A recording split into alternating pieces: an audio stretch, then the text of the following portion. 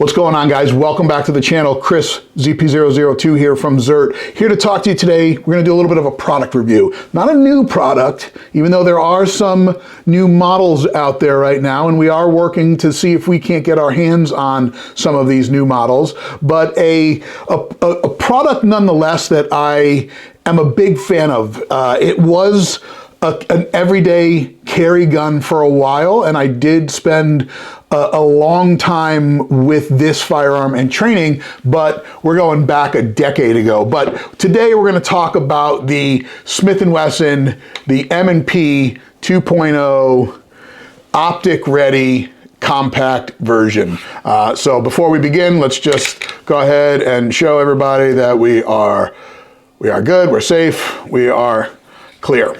So the Smith Wesson M&P 2.0 optic ready pistol. Now, this firearm, the M&P 2.0 has been around for quite a few years now, and then when this whole surge of red dots and optic ready pistols came out, then Smith & Wesson decided to jump on the train here and take a ride along. I'm gonna go ahead and start off with some of my issues here, not so much with the M&P compact, but with Smith & Wesson as a whole, and the reason why this firearm I stopped carrying the M&Ps. And I will tell you that my M&P story, if you will, goes back to when I first got into the firearms industry and I first met Kyle Lamb, and he was working with Smith & Wesson at the time. The M&P VTAC edition is one of my favorite guns. I got to shoot it, but I never owned it. But my first M&P was a 5-inch, it was the Pro model, the M&P Pro, but you're talking old school. They're horrible triggers, long slide 5-inch, and it was the gun that I was going to shoot competition with. Now, I will tell you that I didn't really get into the competition world, but I did love that gun. And so very quickly after that, I ended picking up the M&P, the Smith & Wesson M&P 4.25. And that was my everyday carry gun. That's when I was carrying OWB 3 o'clock, so it really didn't matter that it was a little bit bigger. But quickly, I learned that the triggers were just horrible in the M&Ps. Now, right around that same time was when I did a little bit of work with a sponsored shooter team, and we did a lot of sponsoring matches that were being held up at the Smith & Wesson building up in Springfield, Massachusetts. Now, up there is where I met Scott Folk. Scott is the owner of Apex Tactical, and if you guys are familiar with that company, great. If you're not, then if you take a look at this trigger right here, that is an Apex Tactical trigger. Scott has been very well known in the shooting sports industry. He would be up there for all of those matches. He used the Rand CLP that that's the company that I worked for and that was sponsoring the match. And he would be up there doing trigger jobs all day long, putting triggers in J-frames, in M&Ps, the whole deal. Well, once I got my hands on one of those triggers, I never looked back. They're amazing triggers. If you folks are not familiar with the Apex Tactical triggers, check them out. We will link it below here in this video.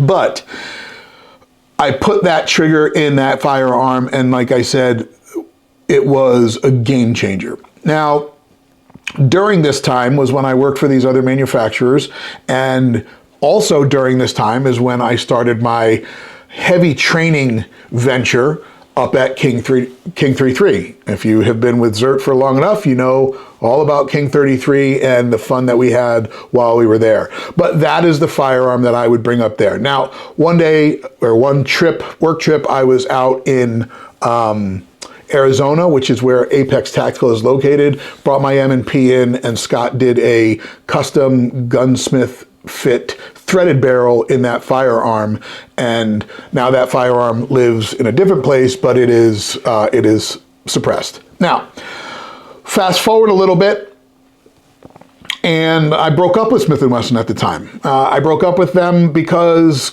Kyle had moved over to SIG, and I got my hands on the P320, and I thought that that was the next best thing out there. And I'm not saying anything against the P320s. I know that there's a lot of folks out there that have their own opinion on that pistol, and you're welcome to that. I've shot that firearm. I've never had an issue. It's never dropped. It's never gone off. But I do not shoot it as well as I shoot my M&P. Now, is that a hardware issue or a user issue? I'm going to just go ahead and say it's a user issue. I'm sure if I spend enough time with that firearm and at the range that I will shoot it just as well as I do the M&P. But the M&P just felt comfortable to me. It just fit. If you've ever put your hands on this firearm and you've ever just got behind it, it's just the glove. It's that perfect grip angle. I mean, they've done a lot in the ways of evolving this firearm. Now, what they did as the evolution of this is what we're going to get into. But I did walk away from Smith & Wesson, and then I did come back to them when they came out with the M&P 2.0. Now, the M&P 2.0 it evolved, and it's continued to evolve over the last few years. One of my other big complaints with Smith & Wesson as a company is they lost market share across the board, right? Glock owned it, and it was always pretty close. Those were the two big names. SIG really wasn't a player until they came out with that P320. And maybe you guys will come at me in the comments about that, but that's my opinion. When it came to striker fired, it was between the Glock and the M&P.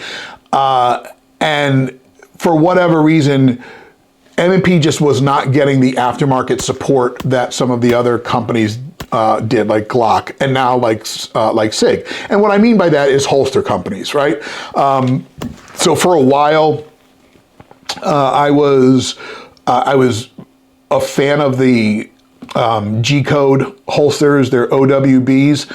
And you would go to their website and they'd have everything for a Glock, and they only had original Smith & Wesson holsters, nothing that would fit the 2.0. And to me, that's a problem. I mean, you know, they're evolving as a company. Now, whether G-Code doesn't want to do more with it, I don't know. I can't speak to the inner workings of a Kydex holster company, but maybe they can answer that. Now, the M&P 2.0 comes out a few years back, probably more than a few, and they have updated some things. I got my hand on the first one and they came out, it was the 4 1/4. I will tell you that every M&P that's come out, I have still put a Apex trigger in it. Now, unfortunately, I don't have any of those with a stock trigger right now, so I can't really show you. So we'll just kind of show you here in just a little picture of what they look like stock versus the Apex trigger. So when they came out with the new trigger, the original, if any of you remember, the original M&P trigger was like this hinged hook thing. Well, they did away with that, and they came out with a more Glock-esque trigger with just I guess a straight shoe, and then it had like a little trigger safety right in the middle, and you can see that here in the picture. Still, while it was better than the original, it still left a little to be desired. But when they came out with the M&P 2.0, and this is an optic ready one, so this has actually evolved a little bit further than just the M&P 2.0. The M&P 2.0 optic went really, really kind of aggressive here with the slide serrations, and you can see that here in the front and then also in the rear. Love it, love it. Very, very good, very aggressive. You can really get a good grip on it with just your squeeze here if you're just using that webbing, or you know, however you want to do it. Racking this off of clothing, it really grabs and it's great. Obviously it came with the suppressor height sights that you can see here, and let me tell you, this grip that they do here is super aggressive. I have actually knocked it down a little bit with a sanding sponge just to take it off, because if you're carrying this aggressive, you know, and you've got sensitive skin there like me maybe, it could cut you up. Just kidding, guys. But anyway, that's, you know, it was very, very aggressive. Now, all of the M&Ps still have that same little piece in the back here that you can remove, and then you can swap out the back straps. So this, I believe, is a medium back strap, but they have small and large, and I believe even extra large for those of you that need all of that extra meat back there. Comes obviously standard with a 15 round magazine, and then also a 10 round magazine for states that require those. Now, what I had an issue with on this optic ready pistol, if you will, is it ships universal cut. And all that means, folks, is that it's universally cut for nothing. So it's just a universal cut, and it comes with a plethora of plastic mounting plates. That's where I had my first issue. I was like, come on, really? Like, this gun, it feels sturdy in your hand, it is solid, and you're gonna ship it with plastic mounting plates. Reliability comes into question for me, but, you know, I don't know that anybody's had issue with them. Again, it was just my first impression. Now, there are other companies out there that are doing mounting plates for pistols. I believe it's CHS or CWS. I'm not too sure. We'll fact check that, and we'll add it, I'm sure, below. But they're doing mounting plates, and they're metal, they're super thin, and they're top notch. I've said it before when talking about pistols, I'll say it again. I want my optic to sit as low and as close to the slide as possible. I'm not a huge fan of optic, suppressor height sights or optic ready sights with that elevated, or just the taller sights. I like the lower sights, which is why I didn't get a Glock MOS. I just got the regular Glock, and Alpha Dog did the milling. I want it direct mounted to the slide. It just takes away failure points, in my opinion, but you guys, you do you. You always will. Now, you can, obviously for magazines, there's all of the mag extensions out there, so you can probably plus this thing up to 17 or whatnot. But I have obviously I have the Holosun EPS carry mounted on this, and obviously it is, I went with the EPS carry because I wanted the smallest platform possible, because it is an everyday carry firearm. And this mounting plate fits both the EPS and the EPS carry. This gun is my most favorite to shoot, and it is, to me, what I feel is my best performance, if you will. Now again, that just comes with training and more trigger time on other platforms. I have shot my Glock plenty, and I can shoot my Glock just fine. Just the same. Obviously, we have not been back to the range with the macro to see about that. And now that it is winter time and we're wearing a little bit more of the flannel situation or hoodies, not just a regular shirt, we go back to the larger firearm for appendix carrying, and not so much larger. I mean, when you put the macro up against this, size-wise, it is very, very similar, but capacity-wise, it's more. But at the end of the day, this firearm, to me, it's a very flat shooting firearm. It's very soft, and I know now they have a comped version of this, which I am very, very interested in, because it looks like Smith Wesson went a little bit different with the comp. They did a full-size barrel, but it's ported, and then comped and ported the slide as well, where when SIG came out with their macro and it was an integrally comped firearm, it was a shorter barrel with a longer slide, so there was room in between there. Hey, both companies have engineers. Both companies employed those engineers to give them what would be the best, and they both came up with two different things. Whichever is the correct way, you guys will have to go out and shoot both of them and let me know what you think. There are companies out there where you can get everything tricked out when it comes to your M&P, your Glock, and your SIG. Agency has it, Zev is out there. Obviously Alpha Dog Arms. Alpha Dog Arms specifically does Glock right now. I know that they are in the process of doing SIG next. But if you are interested in getting anything done to your M&Ps, to your Smith & Wesson, you can still do that. But it was not as popular as the other two brands that I mentioned. Now, I will tell you that when it comes to the M&Ps, I do have this version, which is the everyday carry for me, and that mainly is because it's got the red dot, and we are old. We're getting older, and eyesight isn't what it used to be. I do have a analog version of this firearm, which is also a 4-inch slide, and it is still has an apex trigger, but it is just iron sights.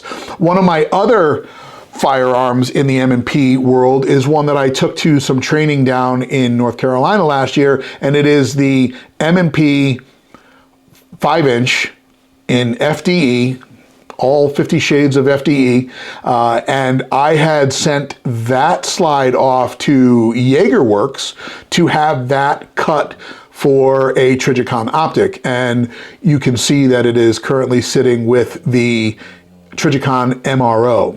I don't know how I feel about the MRO yet, but I do know that this firearm also has an apex trigger and is very, very flat when it comes to shooting, very accurate. It is dialed in. Had a blast shooting this down in North Carolina. And then lastly, to round out my Smith & Wesson collection, if you will, was my Smith & Wesson M&P Shield Plus. Now, Smith & Wesson has come out with a few different firearms lately. They've got the M&P Competitor, the 2.0 Competitor, which is a metal, all metal, while this one is obviously a metal on polymer setup. They do have the new metal versions of their firearms. Now, I will tell you that I put hands on that Competitor, I believe that's what it's called. It's the M&P 2.0 Competitor, and man, this thing is wild, man. Now, when I say put hands on it, I got it, I did a product review, an unboxing, if you will, but we did not get to the range to shoot it. But yeah, it is the Performance Setter M&P M2.0 Competitor, and it is solid. Now, they've come out with the M&P metals, and then, like I said, they now have the M&P 2.0 in a couple of different flavors, if you will. The Shield Plus Carry Comp, the M&P 2.0 Compact Carry Comp, and the M&P 2.0 Metal Carry Comp. Now, as you can imagine, all of those are comped firearms. One of them is metal, one of them is supposed to be EDC. They went even more insane with the slide serrations, and you'll see some of that here as we put some pictures up. But man, they did go to town when it comes to slide serrations. So listen, whether they are making a comeback and trying to gain some of that market share back or not, I'm here for it. Like I said, I loved my M&P. I shot it more. I enjoyed shooting it more. I just moved and I took the SIG into the house, so if you will. I rescued the SIG from being out there in the cold, mainly because of the relationship with Kyle Lamb and Viking Tactics, and I like to support him and what he does. I will probably get more trigger time with this M&P in 2025, just because I feel like it's time to go back to a little bit of the old school. Does it fit into the zombie apocalypse bag? Who knows, right? If there's not a lot of folks carrying this and there's not a lot of magazines out there to pick it up off the ground when needed, we may just stick to the Glock. But I'm an equal opportunity firearms owner, folks. Hopefully all you guys are. And we like to bring in everybody. We like to adopt everybody into the family, and we make sure that we give them all the love that they deserve. The best thing about going to the range is you can bring a big giant Pelican case full of all of your favorite firearms, 2 cases of ammunition, and you can run them all day long. Just make sure you're training smart, you're training with a timer, and you're not just kind of screwing around on the range. Get better each and every time you get out there. So that's all I got on this one, folks. We will get more with the M&P 2.0 in the coming weeks. We'll share more of that range time. But until then, you guys stay safe out there, and we'll see you soon. ZP002 out.